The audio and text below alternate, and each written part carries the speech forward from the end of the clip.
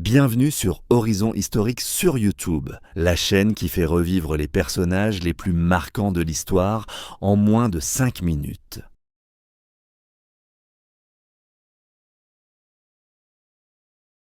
Armand Jean du Plessis, plus connu sous le nom de Richelieu, est né le 9 septembre 1585 à Paris, dans une famille noble mais modeste.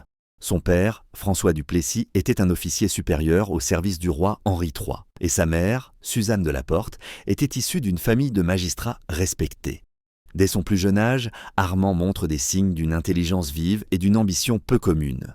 Mais la mort prématurée de son père, alors qu'il n'a que 5 ans, change le destin de la famille. Il faut que l'un des fils embrasse une carrière religieuse pour conserver les bénéfices attachés à l'évêché de Luçon, attribués à leur famille. C'est Armand, encore adolescent, qui accepte cette voie. Il étudie avec passion, d'abord au Collège de Navarre à Paris, puis à l'Université de la Sorbonne, où il excelle en théologie et en philosophie. Ordonné évêque de Luçon, à seulement 22 ans, après une dispense spéciale du pape en raison de son jeune âge, il se fait vite remarquer pour ses talents d'orateur, son énergie et sa capacité à organiser et réformer.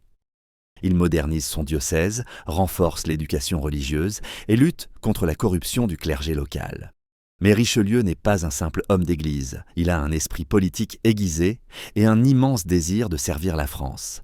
Il entre à la cour de la régente Marie de Médicis, mère du jeune Louis XIII, et devient peu à peu un conseiller écouté. En 1624, il est nommé principal ministre du roi. À partir de là, son influence sur l'histoire de France devient colossale. Richelieu n'a pas eu d'enfant ni d'épouse. En tant que cardinal, il avait fait vœu de chasteté. Mais son amour, s'il ne fut jamais conjugal, fut tout entier dédié à la France, à son unité et à sa grandeur. Il n'était pas tendre. Il était parfois dur, impitoyable même, mais toujours mu par une vision, faire du roi le maître absolu, et de la France une puissance respectée en Europe. Il comprend que pour renforcer la monarchie, il faut briser 2 pouvoirs rivaux, les grands seigneurs et les protestants, qui, malgré l'édit de Nantes, disposent encore de véritables places fortes militaires. Il affaiblit la noblesse en interdisant les duels, en démantelant les forteresses principales privées et en imposant l'autorité de l'État dans tout le royaume. À ses yeux, un roi fort ne peut tolérer les féodalités anciennes.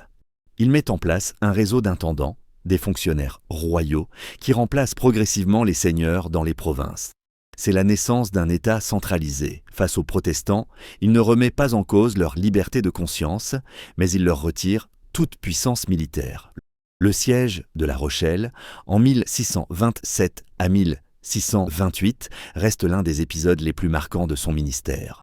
La ville protestante résiste pendant plus d'1 an, mais Richelieu ne cède pas.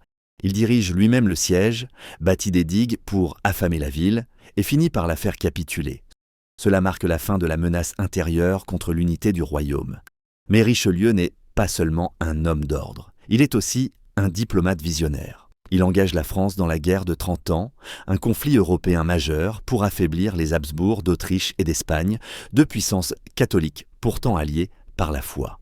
Ce choix peut sembler paradoxal pour un cardinal, mais Richelieu place toujours les intérêts de la France au-dessus des convictions religieuses.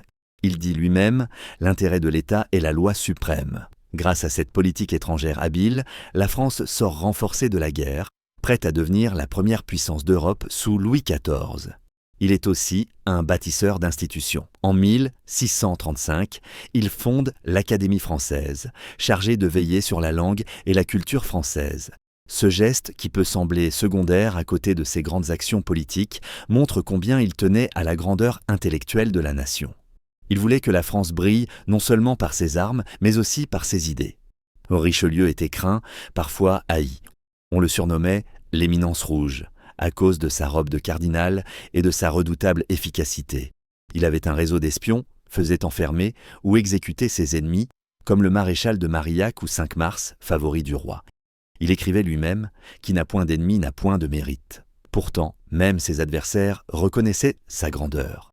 Il portait sur le monde un regard froid, mais lucide, et cherchait à modeler un royaume plus fort, plus stable, plus unifié.